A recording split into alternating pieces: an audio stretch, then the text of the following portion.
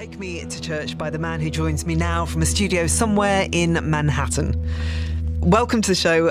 Can we start this whole thing off by just saying belated happy birthday, because your record came out on the day of your birthday, which is a very neat thing to do. Thank you. Yeah, it's always. I mean, it kind of is. It's always. It's a gift to release music. So it's an added bonus. I'm not.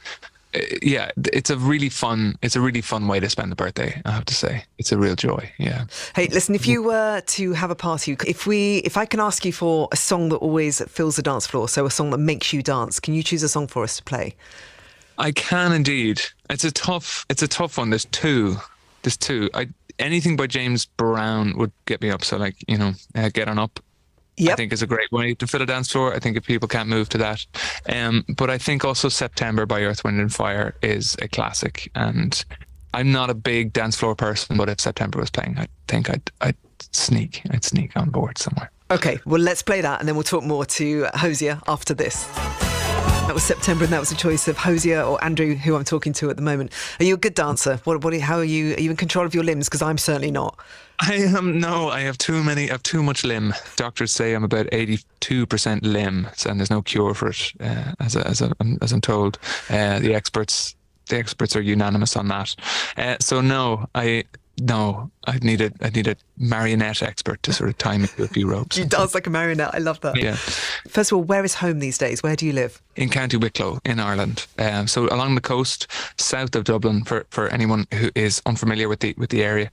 So just sort of following from Dublin south along the coast, and eventually you'll get to my little village. And yeah, it's very quiet. It's very peaceful. I was very lucky to have that sort of hideaway over the last 2 years. And it was a quiet time. I mean, 2022, I was working a lot on this record, on this album that's being released later this year, which will feature, this little EP features a couple of songs from that. Yeah. Okay, Take Me to Church was recorded in the attic, I think I'm right in saying, of your parents' house. It was. The vocals it was all arranged, and all the vocals were, and we just kept them, So a lot of those things were recorded in that attic, yeah. So this record was recorded in County Wicklow, or which bits of it were done where?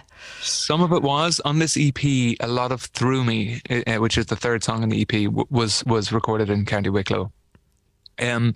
The vocals, actually, a lot of the vocals, would you believe, of Eat Your Young were recorded while I still had COVID. I was locked into a hotel in LA, and I actually had, I couldn't go out anywhere. And I had a few projects to do, and I had that idea for the song, and I just wanted to make myself useful.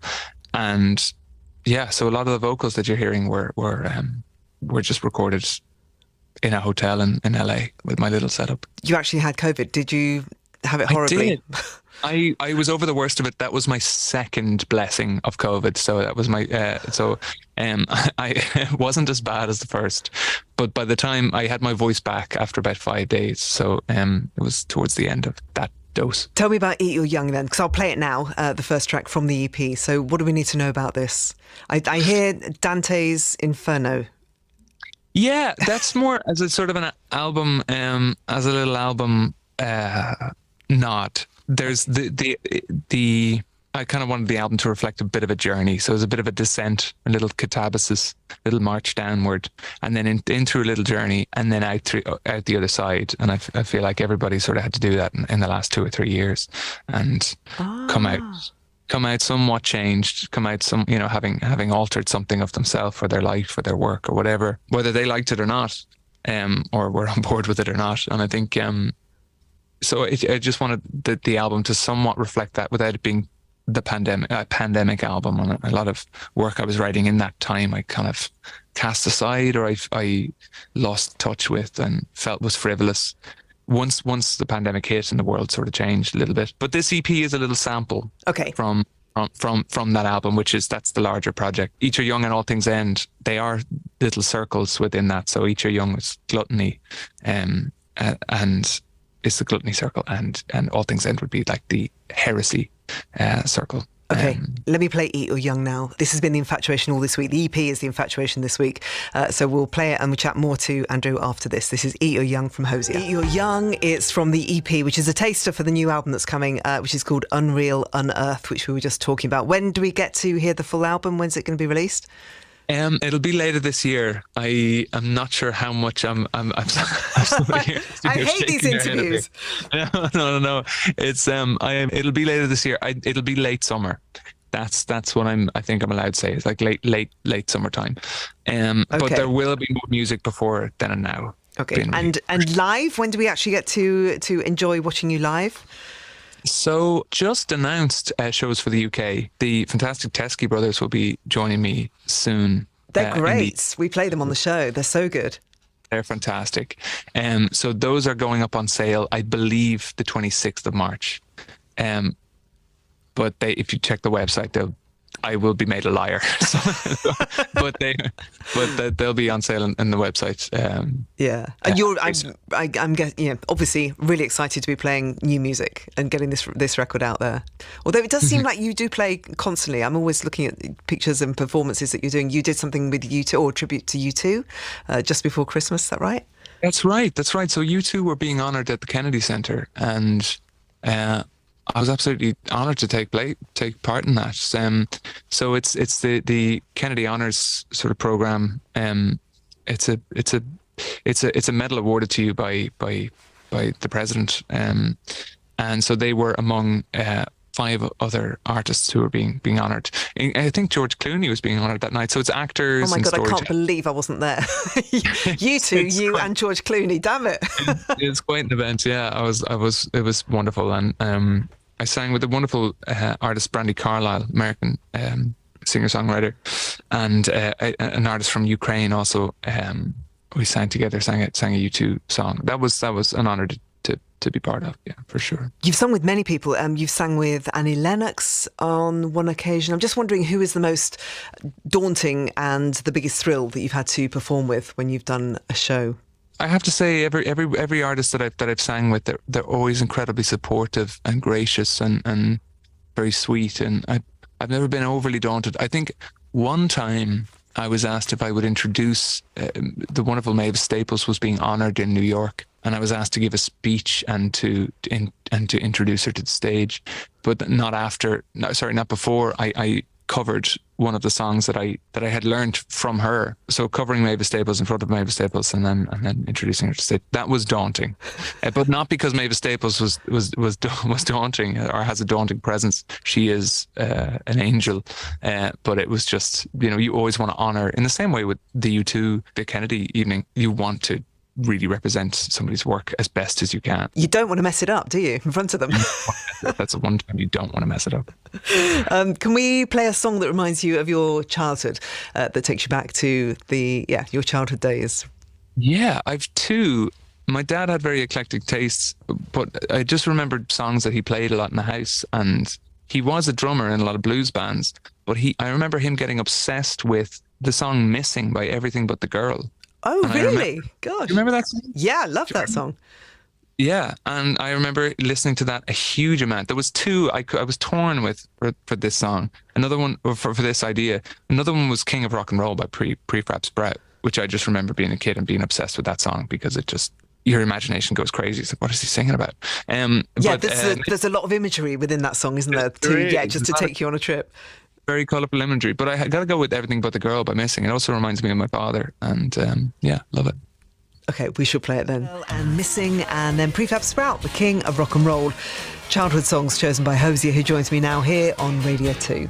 Albuquerque. How are the family? How is everybody? They're so good. They are good. Thank you very much. They're well. So they're in County Wicklow also, and when I'm home, I get to spend some time with them. Well, that's so lovely, and I know they're incredibly important to you as well. They are. I'm close to my folks, and I'm very, they're very good people, and it's nice. They kind of keep me grounded, and yeah, for sure. So I'm looking forward to spending a bit of time with them after this birthday and seeing the family dog.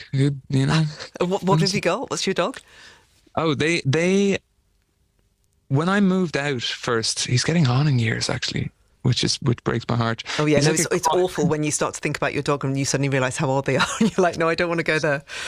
I got a phone call the other day, or no, I called my folks just to check in, and they had been to the vet late at night, and they thought that they were going to have to call me and give me the bad news that something was off. So I'm in that territory where I'm terrified.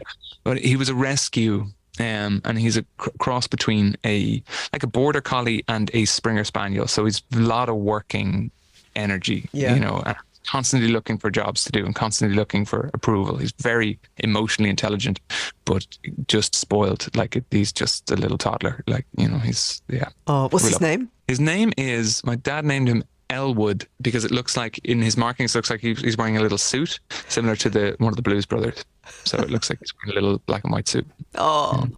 And when you say your family keep you grounded, in what way do they keep you grounded? So have there been times when they've said something you've gone, oh, only a parent could say that? No, I think it's nice to return to a kind of quiet place. And I sort of just find when I'm at home, as best I can kind of put away a lot of like industry related stuff and just be, you know, and then you're just a son talking to his folks, and you're just, you know, it's a quiet part of the world, and it's you know, I love home, you know, so it's the place where your shoulders they can slump, and you just relax. You breathe out a little bit deeper, yeah. And what do you do when you're not making music? How have you been spending time? I think I saw a photograph of you in the sea. I was spending a lot of time in the sea. I was, and there was this one sort of blessed time where a lot of my buddies moved back home. All of my nearest and dearest sort of friends going right back to secondary school.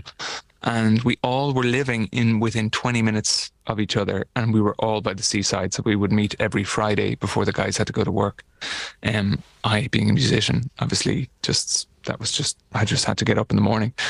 But we would meet in Greystones, you know, Greystones of Bray, these lovely communities of people who get up and watch the sunrise from the water. And it was lovely. So we would just hop in right through the winter. I have to say, I know this.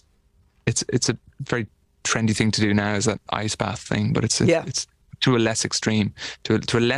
But it's, you know, it's a great way to start the day if you can suffer. And it clears your head. It's very good for your head, I think, isn't it? Yeah, it really does. Okay, we'll play All Things End now from the EP. So tell me about this song. What can you tell me about it? Yeah, All Things End. All Things End is kind of, you know, it's a song. There's a few songs on this record that I collaborated with Dan Tenenbaum, the producer, with. It's the first time I started writing, like co-writing in earnest, and we just jammed. We used to just jam. We'd get together. We'd just sit on an instrument and just play music, and it was a very sort of natural way, very instinctual way to just make music. And this is one that just happened very quickly. Tell me about the words for this song. All Things End. I was kind of wanted to lean on an idea. It's quite a bit of a breakup song. It's about as much of a breakup song I ever allow myself to write. But it's just trying to face into some great loss, albeit with a sense of grace and a sense of acceptance and courage in that, and not blaming, you know, and any one party, and just saying, look, this is how it is, and it's sometimes that is for the best, and just accepting that. That all things do end. And there's that one lyric, you know, when people say that something is forever, I was never a big fan of happy endings in films. This idea of this happily ever after is nonsense to me. But when people say that something lasts forever, either way it ends. You know, it has to come to an end, even when it is happily ever after. But there's some very poignant lines in this song. Oh, thank you very much. I hope people like it. Oh no, I really love this song. So we'll play it so that people can hear it one more time, because it is The Infatuation this week, our record of the week. So this is All Things End. There's some killer lines in that song. There really are. Oh, thank you. It's pretty visual, yeah, for sure, yeah. Yeah. What's the line about the chest? The last time I felt your weight on my chest, you said we didn't get this. We didn't get it right, but love, we did our best, and we will again. You know, it's like moving on in time and learning more from everything that ends, you know, and all things end. So it's just that sort of idea of, it's like, and what's that concluding line is like, it doesn't change our plans. You know, you facing into something knowing that it's going to end doesn't change anything. You still have to move forward with it. Yeah. So, Okay, listen, we have some questions to throw at you. Up close and personal with Hozier. What's your job title? What would you consider your job title to be? don't know. I really don't. Singer, songwriter? Yeah, I guess solo artist, singer, yeah, songwriter, I guess. Performing artist, solo artist. What was your first job? Did you have a job when you were a kid? I did have a first job, and this is very County Wicklow. I got a job as a teenager. I was very young. I must have been like quite a young teen. There was a local farm that just needed kids to plant leeks, and I remember that I could get paid like for every row of leeks that I planted. So I planted leeks for one summer, and that was backbreaking, even in my youth. But then a few years later, I worked in a golf course and house maintenance. I was kind of like that's a fancy way of saying I was a janitor. You're a janitor. What's your favourite board game? Were you big fans of board games when you were within your family, or do you love a board game now? I did. My brother was hugely into board games and still is. And I find that to put 4 hours into something and lose it at the end because he never really understood the rules is very tedious and very depressing, you know. And so I was always very wary of it, especially because he was always far more versed on how the game actually worked, especially the always quite complicated games. But I used to enjoy, like, Risk is a lot of fun as long as you're winning. I knew you were going to say, I knew you were talking about Risk when you said that 4 hours of your time. My kids play it, and at the end of it, they just want to kill each other. I mean, it's just the most contentious game ever. There is murder by the end of it, and it's not, there's absolute war. It's not part of the fun. No pun intended, but yeah. What's your favourite dessert? Oh my goodness. There's a few. I mean, I have a real sweet tooth, but at the moment, I'm kind of like a kid again. I'm big on ice cream. Just like if it's on, I would even just take a few scoops of ice cream over a lot of desserts right now. But I love like a creme brulee. I think a good creme brulee can't really be beaten. Cheesecake. I love cheesecake. Okay. You definitely have a sweet tooth. Oh, I have listen. I can Stop now. What was your last impulse buy? Have you bought anything to wear amazing, to play? Any kind of lovely thing for your house recently? My last impulse buy was a pair of trousers that was actually a costume on a set for a music video, and I really liked the trousers. They were a vintage pair of like 1950s, very high waist trousers, and I quite liked them, and I bought them. Well, it's good that you bought them and you didn't blag them, so you actually spent your money, so that's good. Yeah, absolutely. What's the best award that you've ever won? So it could be some musical accolade, it could be a certificate you got when you were at school for sport or cooking or something like that. What's the best thing that you treasure?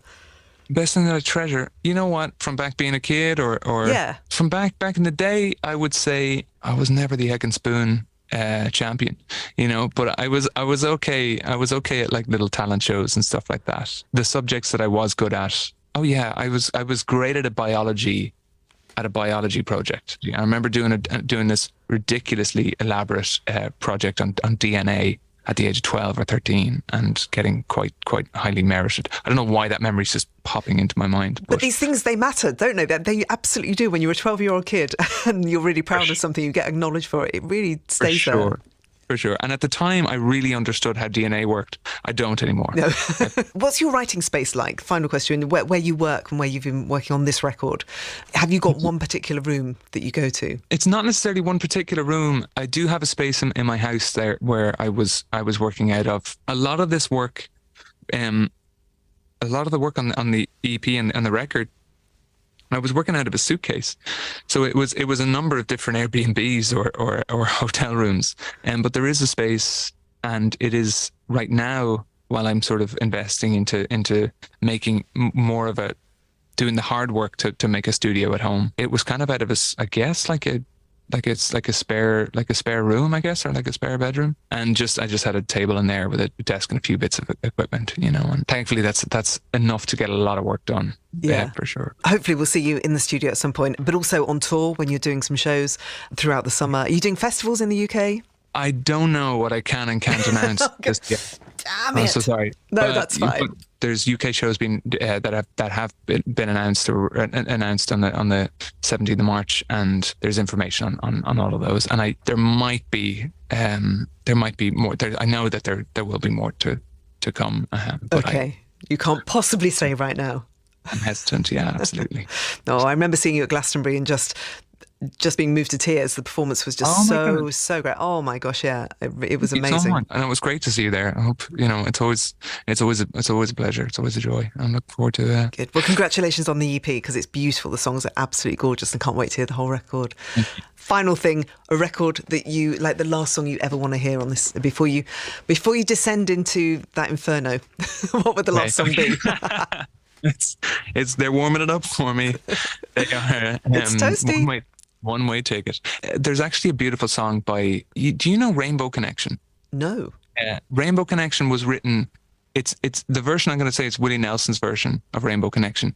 It's a staggeringly beautiful song that brings me to tears, and it was written for a Muppet film, right? In the 70s. And I saw it at Newport Folk Festival. It was like one of those childhood core memories that comes back.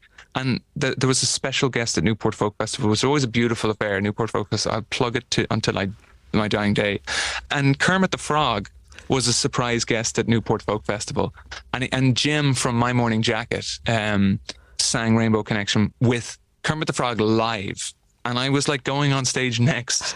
Oh my God. My eyes were just like filling with tears. This sounds so silly. But that song is, aside from Kermit the Frog, listen to Willie Nelson singing this. It's a deeply hopeful, deeply beautiful song. I think it's gorgeous. So I think thank you for choosing for us. And obviously I'm going to have the image of Kermit the Frog. We'll play it now. Thank you. Take care. Lots of love. Thank you for the support. Thank you. See you soon. All right. You keep making good records and I will always play them. We'll do our best. Bye. Do my best.